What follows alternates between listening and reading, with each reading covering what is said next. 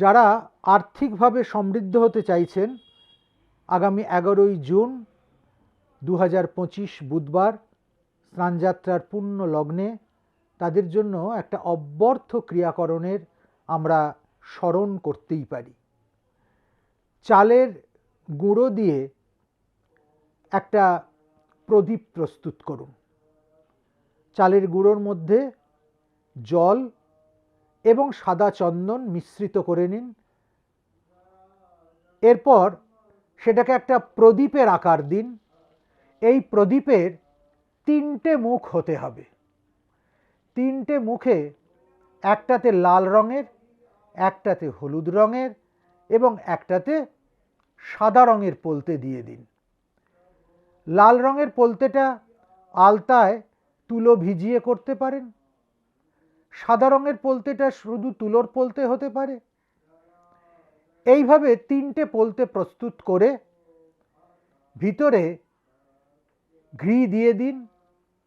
একটা কুলোর ওপর এই ত্রিমুখী প্রদীপটাকে স্থাপন করুন। প্রদীপের নিচে 2 মুঠো আতপ চাল দিয়ে তার উপর প্রদীপটাকে বসান। প্রদীপটা নিয়ে গিয়ে আপনার ঠাকুরের সামনে জ্বেলে দিন কিংবা কোনো দেবালয়ে তাকে রেখে দিয়ে আসুন। অতি অবশ্যই স্নানযাত্রার দিন সকালবেলা এই ক্রিয়াটা করতে হবে।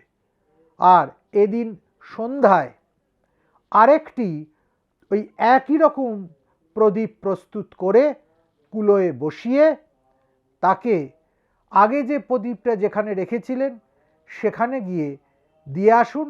এবার কিন্তু কোনো প্রার্থনা করবেন না, কেবল দিয়ে চলে আসবেন।